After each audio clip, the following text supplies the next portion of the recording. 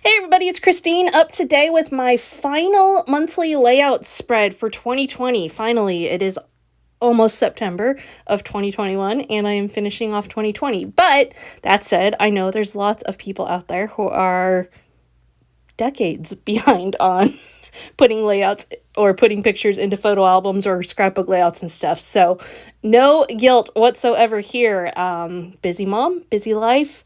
And so I'm happy to be finally finishing this off. And I have to say, it's pretty satisfying to know that I've got a whole year of all those little memories documented onto layouts. Those pictures that were maybe not my favorite picture, but they still tell a story, or they're pictures that I'm not going to have time to scrapbook that little story, so I've got it on this layout. Now, one funny thing is that I have lost my November layout. I videoed it, I shared it with you here on YouTube, and I have zero idea where the layout went from there. I never even got to photograph it for Instagram or anything. So, keeping my eyes open for that. I'm guessing it must just be stuck under a pile or something, but I've literally reorganized my whole room and still not found it. So that's weird, right?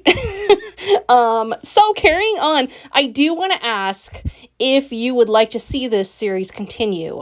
Specifically, would you like to see it continue in this format, or are you kind of sick of it? The numbers that you guys it shows that you guys are watching these in big numbers.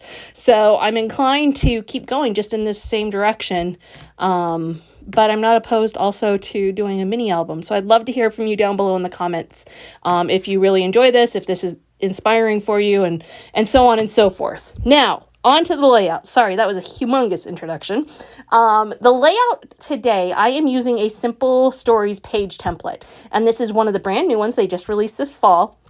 This one has 2x2 square pictures. So you could get 16 pictures on here, which pretty much makes it perfect for one of my monthly layouts.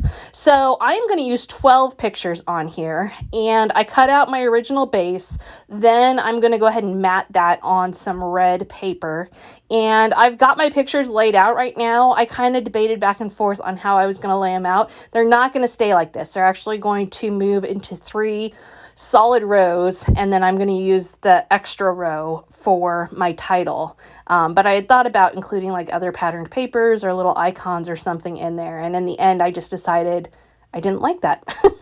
so I made the change. So you can see right now I'm going ahead and moving things around, and all I do when I place these in a situation like this is I look at the lighting. I look at that I don't put 2 pictures of the same person right next to it. Things like that I don't consider too much, because obviously they're printed in black and white, so the colors don't matter so much. And so really just trying to make sure I don't have like a whole row of really darker pictures and then a whole row of really light pictures, trying to mix and match them. Now I'm going to go ahead and add some red cardstock from Simple Stories from that same shade that I used for the base.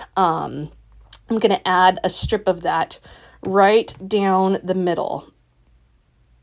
I'm not really sure why I just pulled the mat up there.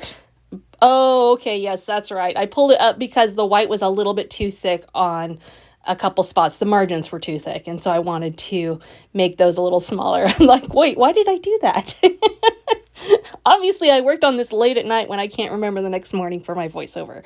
So I am getting all that on there, and I really love the way the red stripe already pops on there. I did make the red stripe extend all the way to the outer margins of the red matting as well, and I think that just looks really nice. It's also a great way to be able to use all these pictures on a busy patterned paper. So with the white and the red, I've got both of them solid, simple, and then I can put them up against that holly paper with the really fun colors. Then, as I have done for every layout in 2020, I am adding the month, and the month comes from the cut apart sheet that is within this collection for the month of December. So I cut those out every month. My script style, the title style matches for every single month of these. And I do like that unifying factor. Also, it just made it easier to approach the design, knowing this is what I'm going to use for my title and it will be the same throughout. So I have I'm going to add that on there. I'm going to pop it up with 3D foam adhesive and get it on there right smack dab in the middle. So funny thing with this one is I have 2 pictures of one of my close friends on here and 0 pictures of my daughter. So I guess in December, my daughter, I mean, I have lots of pictures from her from last December, but I have plans for all of them. So she's not on any of these, which is sort of funny. But I also didn't do like a family photo from Christmas. These are more of the little moments from December that I want to remember, not the big traditional Christmas opening presents, Christmas at church, all that stuff. That's not the purpose of this. My purpose is to capture those little memories that will otherwise get pushed to the side until maybe I have time for them. And maybe I don't have time for them. So, all those little things. And each month I have had a lot of pictures on there. Now you can look for in the next few days a recap of all my 2020 layouts except for November, because I don't know where November went. But the rest of them I will recap and you can see how the year turned out. Really fun. So excited to put this last one into the album and be done with that. Another reason to be done with 2020.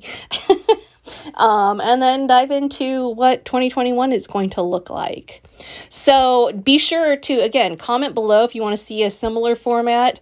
I'm also going to put it up on Instagram because I get a lot of likes on these ones, specifically on Instagram. So I'd love to hear what people over there think. It's so interesting how the crossover for people who watch YouTube versus people on Instagram versus people on Facebook.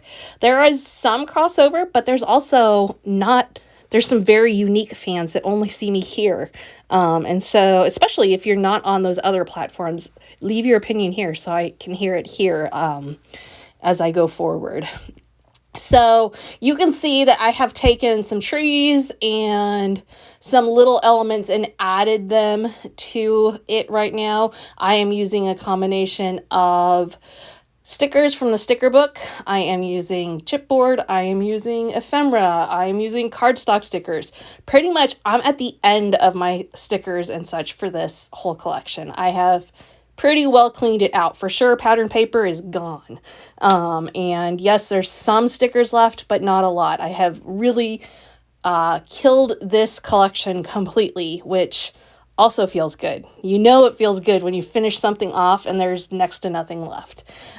So just I'm going through adding in, and what I'm doing is just picking a few spots to create some little clusters within the grid to break everything up. So there you have it. Thank you so much for stopping by today, and keep an eye out for the recap of the whole year. And we'll see you again next time.